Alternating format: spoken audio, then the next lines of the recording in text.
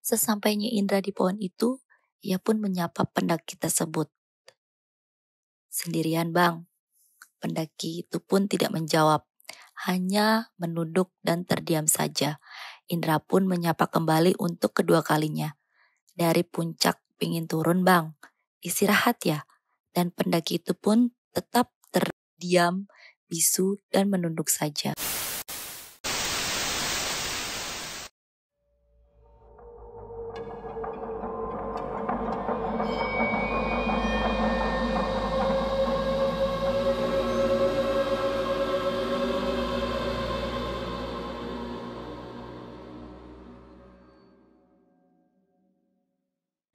Hi guys, welcome back to our YouTube channel, The Domboyo Family.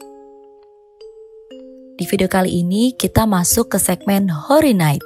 Kalian udah tahu kan kalau Mami punya segmen baru yang namanya Horror Night? Nah kali ini karena Mami gak sempet take video, jadi di video kali ini Mami bawain ceritanya lewat voice video aja ya guys. Siapa tahu gak kalah serem dengan cerita sebelumnya. Cerita sebelumnya yang udah Mami share ke kalian udah tonton kan? Kalau misalnya kalian belum sempat nonton, kalian bisa tonton linknya di link suggestion yang ada ya guys. Cerita kali ini tetap masih tentang pengalaman pendakian ke gunung ya guys. Terus narasumbernya itu ya tetap Uncle Firman. Karena pengalamannya Uncle Firman jadi anggota Mapala saat itu. Dia banyak lah punya cerita agak-agak horror story. Nah gimana ceritanya? Kalian dengerin aja ya. Untuk mulai ceritanya, Mami mau minta ke kalian untuk support channel ini. Biar channel ini terus berkembang dan selalu bisa upload video yang bermanfaat untuk kalian semua. Sebelumnya jangan lupa ya, kalian kasih likes, kalian kasih komen, kalian subscribe our YouTube channel. Nah sekarang yuk kita dengerin cerita Horror Night malam ini.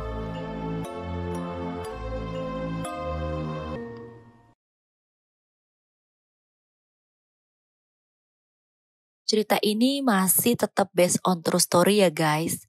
Tapi kali ini datangnya dari salah satu teman terdekat Uncle Firman. Yang saat itu punya pengalaman pendakian naik ke Gunung Cermai.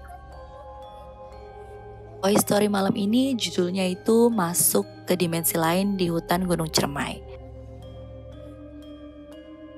Mami kali ini buat nama dari teman Uncle Firman itu dengan nama samaran.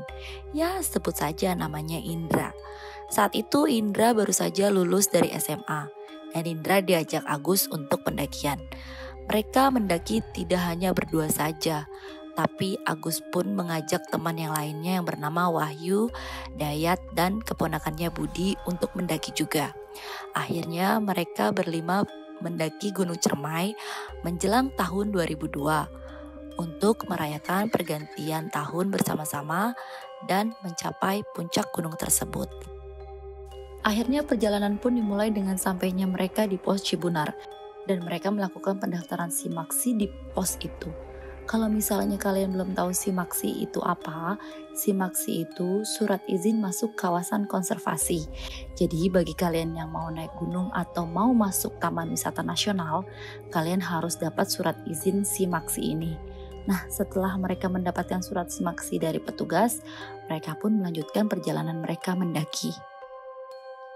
Jalur pendakian yang mereka lalui itu via Linggarjati. Karena untuk mendaki puncak Cermai saat itu terdapat 2 jalur pendakian, yaitu jalur pendakian Linggarjati dan jalur pendakian Palutungan.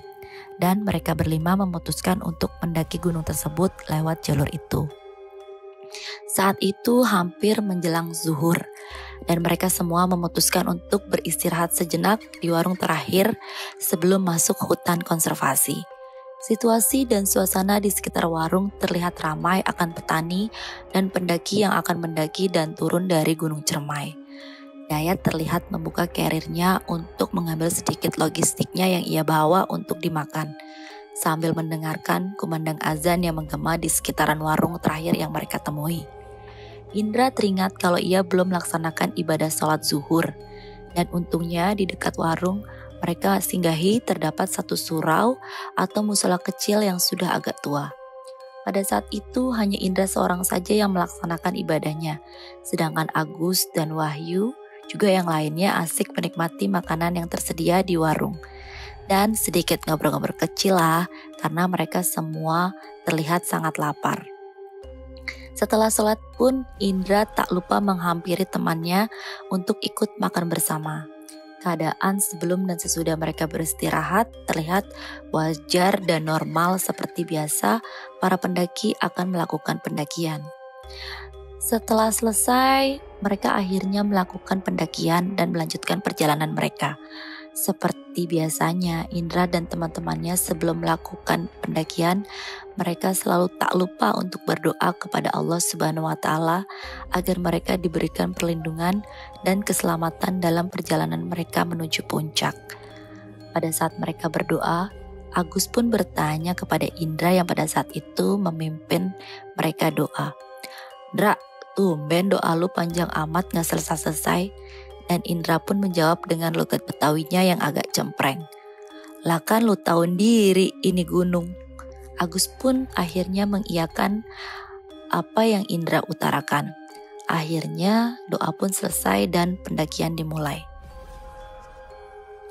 Formasi tim pendakian pada saat akan mulai naik ke pos 1 itu adalah Indra di posisi paling depan, diikuti oleh Agus, Wahyu, Dayat, dan keponakannya.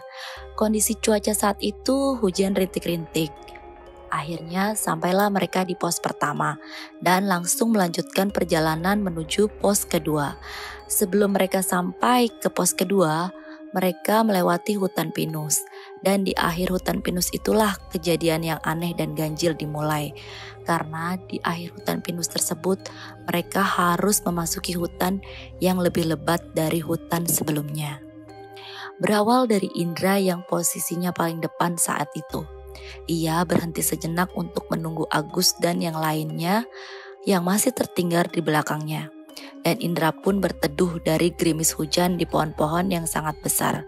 Di salah satu pohon yang besar itu, Indra melihat sesosok pendaki yang sedang berteduh juga di pohon tersebut. Dilihat dari pakaian dan peralatan pendakiannya, dari jaket, celana jeans yang dikenakannya sangatlah kotor, lusuh, dan terlihat seperti old school. Tapi dia itu seperti bukan dari pendaki tahun 2000-an, mungkin bisa dia bilang seperti pendaki tahun 80-an atau 80s. Itu sih dalam pemikiran Indra. Dan ia pun melihat sekilas tampak wajah putih pucat pasi, layaknya orang yang sedang kedinginan. Sesampainya Indra di pohon itu, ia pun menyapa pendaki tersebut. "Sendirian bang?" Pendaki itu pun tidak menjawab, hanya menunduk dan terdiam saja. Indra pun menyapa kembali untuk kedua kalinya.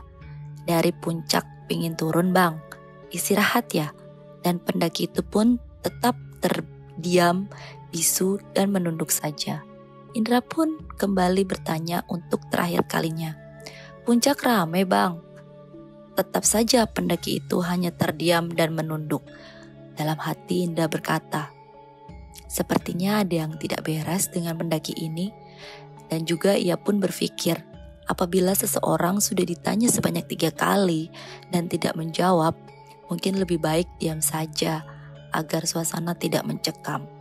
Dan Indra pun mulai bergeser agak sedikit menjauh dari pendaki tersebut. Tak lama kemudian Agus sampai, lalu menghampiri Indra, dan ia pun berdiri di antara Indra dan pendaki misterius itu. Dan Agus pun menanyakan hal yang sama dengan yang Indra tanyakan, dan hal yang sama pun dirasakan oleh Agus. Tetap tidak dijawab oleh pendaki tersebut. Pada saat itu Indra memberikan isyarat ke Agus untuk tidak menyapanya dan bertanya lagi dengan mencolek Agus. Agus pun sudah mengerti dan paham dengan isyarat yang Indra berikan. Akhirnya mereka semua terdiam, tidak ada tegur sapa atau perbincangan di antara mereka. Di sisi lain, Wahyu, Dayat, dan keponakannya yang berada di belakang Indra dan Agus sempat berpapasan dengan 2 penembak liar, dan mereka pun saling bertegur sapa. Sang penembak liar mulai bertanya kepada Dayat, "Kalian pada dari mana?" Dan Dayat menjawab, "Kita dari Jakarta, Bang. Terus mau kemana emangnya?" "Mau ke puncak, Bang." "Lalu kalian naik lewat dari jalur mana?" "Oh, kita lewat jalur Cibunar, Bang. Kita diantar sama Bang Anton." "Oh, sama Bang Anton yang dari Jakarta ya?" "Iya, Bang," jawab Dayat. "Ya udah, kalian hati-hati saja ya." Tak lama 5-10 menit berselang, sang penembak sudah tidak terlihat di hadapan mereka.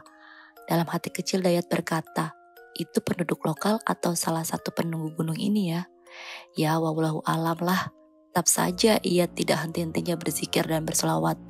Ia pun berkata dalam hati, kalau ia mau berkunjung ke gunung ini tujuannya hanya untuk berziarah dan tidak ada tujuan lain selain daripada itu.